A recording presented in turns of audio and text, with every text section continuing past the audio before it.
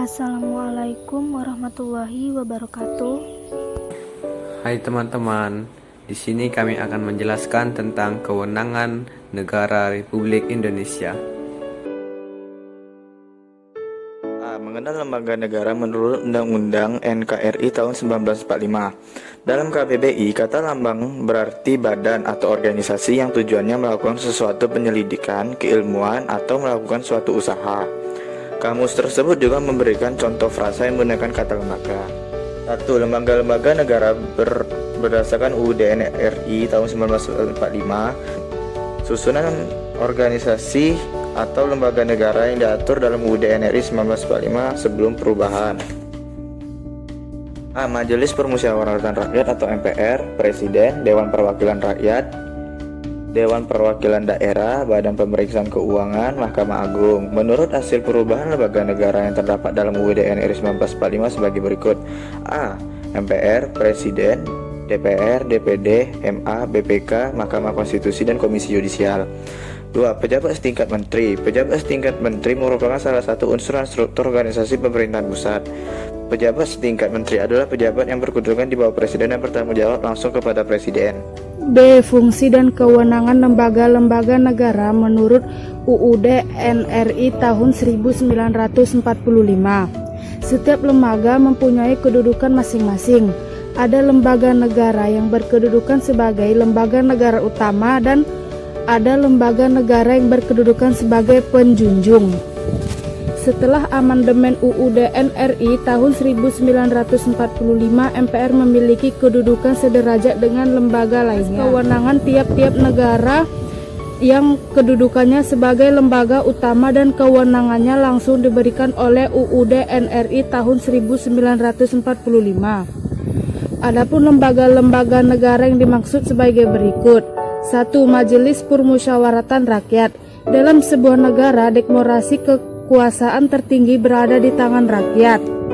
Sebelum UUD NRI tahun 1945 dilakukan perubahan sebagaimana disebutkan dalam pasal 1 ayat 2 UUD NRI tahun 1945, kedaulatan rakyat dipegang dan dilaksanakan sepenuhnya oleh MPR. Akan tetapi setelah perubahan UUD tahun 1945 terjadi perubahan fundamental dalam sistem ketatanegaraan Indonesia, terutama sistem demokrasi langsung yang diadopsi Indonesia. Akibatnya kedaulatan rakyat tidaklah lagi dipegang sepenuhnya oleh MPR. Pada pasal 2 ayat 1 UUD tahun 1945 menyatakan MPR terdiri dari anggota DPR dan anggota DPD yang dipilih melalui pemilu dan diatur lebih lanjut dengan undang-undang.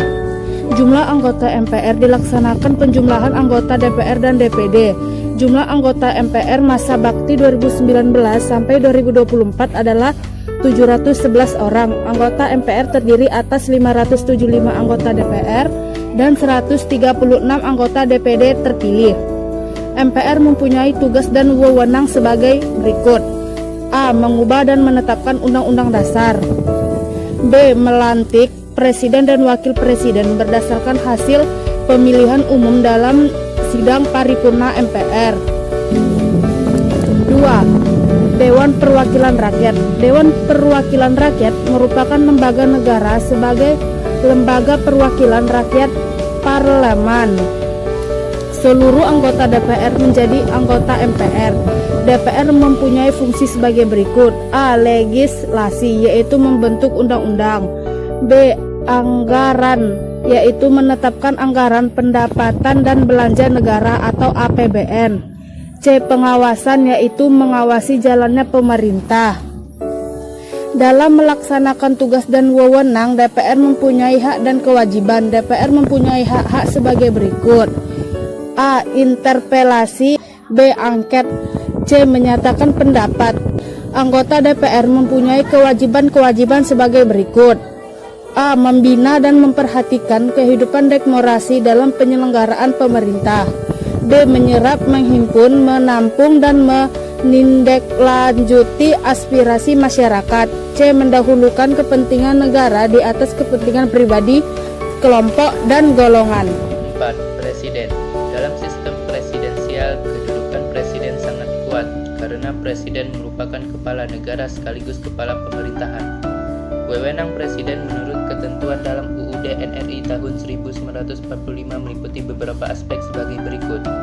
A. Memegang kekuasaan yang tertinggi atas Angkatan Darat, Angkatan Laut, dan Angkatan Udara. B. Menyatakan perang, membuat perdamaian dan perjanjian dengan negara lain dengan persetujuan DPR. C. Membuat perjanjian internasional lainnya dengan persetujuan DPR. D. Menyatakan keadaan bahaya. E. Mengangkat duta dan konsul. Dalam mengangkat duta, Presiden memperhatikan pertimbangan DPR. F. Menerima penempatan duta negara lain dengan memperhatikan pertimbangan DPR. G. Memberi grasi, rehabilitasi dengan memperhatikan pertimbangan Mahkamah Agung. Selain itu, kedudukan seorang wakil presiden juga tidak dapat dipisahkan dengan presiden sebagai satu kesatuan pasangan jabatan karena dipilih secara langsung melalui pemilihan umum. Tugas wakil presiden sebagai berikut. A. Mendampingi presiden menjalankan tugas-tugas kenegaraan di negara lain. B. Membantu presiden menjalankan tugas sehari-hari. Menjalankan tugas presiden jika presiden berhalangan. C. Memperhatikan secara khusus, menampung segala masalah-masalah dan mengusahakan pemecahan yang perlu menyangkut bidang tugas kesejahteraan rakyat.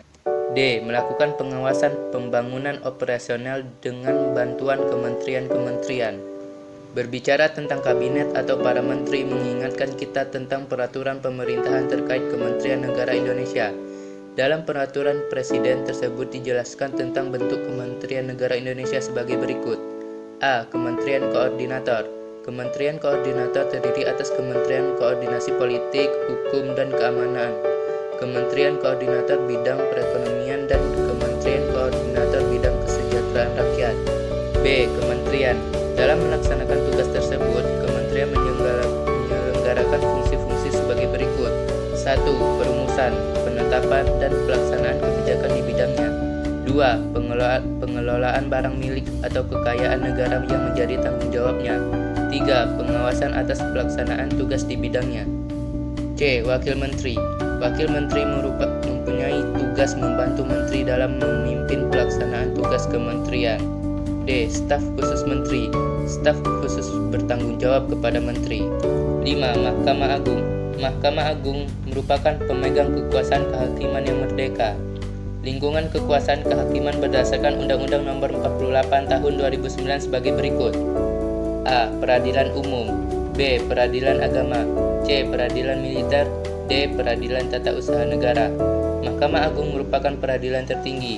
Artinya putusan yang diberikan pada tingkat terakhir oleh badan peradilan lain dapat dimintakan kasasi kepada Mahkamah Agung. 6. Mahkamah Konstitusi. Mahkamah Konstitusi mempunyai 4 kewenangan dan 1 kewajiban sebagaimana diatur dalam UUD NRI tahun 1945. MK berwenang mengadili pada tingkat pertama dan terakhir yang putusannya bersifat final untuk A. Menguji undang-undang terhadap UUD NRI tahun 1945. B. Memutuskan sengketa kewenangan lembaga negara yang kewenangannya diberikan oleh UUD NRI tahun 1945. C. Memutus pembubaran partai politik. Dan D. Memutus perselisihan tentang hasil pemilihan umum. 7. Komisi Yudisial. Komisi Yudisial merupakan lembaga yang bersifat mandiri yang berwenang mengusulkan pengangkatan Hakim Agung dan mempunyai wewenang lain dalam rangka menjaga dan menegakkan kehormatan, keluhuran, martabat, serta perilaku hakim. Tugas Komisi Yudisial sebagai berikut. A. Melakukan pendaftaran calon Hakim Agung. B. Melakukan seleksi terhadap calon Hakim Agung. C. Menetapkan calon hakim. D. Mengajukan calon Hakim Agung kepada DPR. 8. Badan Pemeriksa Keuangan atau BPK merupakan lembaga negara dalam sistem ketatanegaraan Indonesia yang memiliki wewenang memeriksa pengelolaan dan tanggung jawab keuangan negara. Tugas dan wewenang Badan Pemeriksaan Keuangan disebutkan dalam Undang-Undang Nomor 15 Tahun 2006, diantaranya sebagai berikut. A. Pemeriksa pengelolaan dan tanggung jawab keuangan dilakukan oleh BPK, terbatas pada pemerintah pusat, pemerintah daerah, Bank Indonesia, lembaga negara lainnya, BUMN, Badan Layanan Umum, BUMD, dan semua lembaga lainnya yang mengelola keuangan negara. 9. Bank Sentral. Keberadaan Bank Indonesia sebagai lembaga independen diatur dalam pasal 23D UUD NRI tahun 1945. 10. Komisi Pemilihan Umum. Berdasarkan Undang-Undang Nomor 15 Tahun 2011 tentang penyelenggara pemilihan umum yang dimaksud Komisi Pemilihan Umum atau KPU adalah lembaga penyelenggaraan pemilu yang bersifat nasional, tetap, dan mandiri yang bertugas melaksanakan pemilu. C. Hubungan kewenangan antar lembaga negara menurut UUD NRI tahun 1945. Berbicara tentang hubungan kewenangan antar lembaga negara menurut UUD NRI tahun 1945, tidak bisa lepas dari pembicaraan tentang pembagian kekuasaan. Yang pertama, hubungan kewenangan antara lembaga legislatif dan lembaga eksekutif.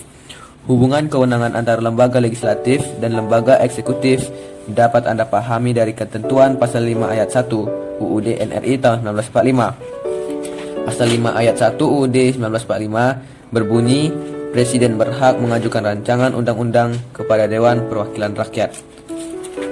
2. Hubungan kewenangan antara lembaga eksekutif dan lembaga yudikatif. Hubungan kewenangan antara lembaga eksekutif dan lembaga yudikatif dapat Anda pahami dari ketentuan pasal 14 ayat 1 UUD NRI tahun 1945. Pasal 14 ayat 1 UUD NRI 1945 berbunyi, Presiden memberi gerasi dan rehabilitas dengan memperhatikan pertimbangan Mahkamah Agung. 3. Hubungan kewenangan antara lembaga legislatif, eksekutif, dan yudikatif. Hubungan kewenangan antara lembaga eksekutif, legislatif, dan yudikatif dapat Anda pahami dari ketentuan pasal 24A ayat 3, pasal 24C ayat 2, dan pasal 24C ayat 3 UUD NRI tahun 1945. D. Sikap positif terhadap lembaga-lembaga negara. Yang pertama, kesadaran warga negara terhadap lembaga negara. Kesadaran merupakan satu kunci penting untuk mencapai hidup yang lebih berarti. Untuk mencapai kesadaran itu sendiri dibutuhkan usaha dengan cara yang tepat, misalnya dengan memiliki kepercayaan. Bentuk kesadaran warga negara terhadap lembaga-lembaga negara tersebut yaitu A. Memberi dukungan terhadap fungsi dan kewenangan lembaga-lembaga negara. B. Mengontrol kinerja para penyelenggara negara dalam menjalankan tugasnya sesuai peraturan. C. Menaati peraturan yang menjadi kebijakan suatu lembaga negara. Sikap positif terhadap lembaga negara yang kedua adalah wujud kepedulian terhadap lembaga negara. Agar lembaga-lembaga negara beserta aparatur negara dapat menjalankan tugasnya dengan baik, sangat diperlukan sikap peduli dari tiap-tiap warga negara. Wujud kepedulian terhadap lembaga-lembaga negara tersebut yaitu A. Kritik yang membangun. Setiap warga negara memiliki hak untuk memberikan kritik terhadap kebijakan yang dihasilkan oleh lembaga-lembaga negara. Hak tersebut menunjukkan sikap kritis warga negara. B. Menghormati kebijakan. Menghormati kebijakan negara dapat dilakukan dengan mematuhi aturan yang berlaku. Sebagai contoh, taat membayar pajak dan taat berlalu lintas. C. Menyalurkan aspirasi secara benar dan tepat.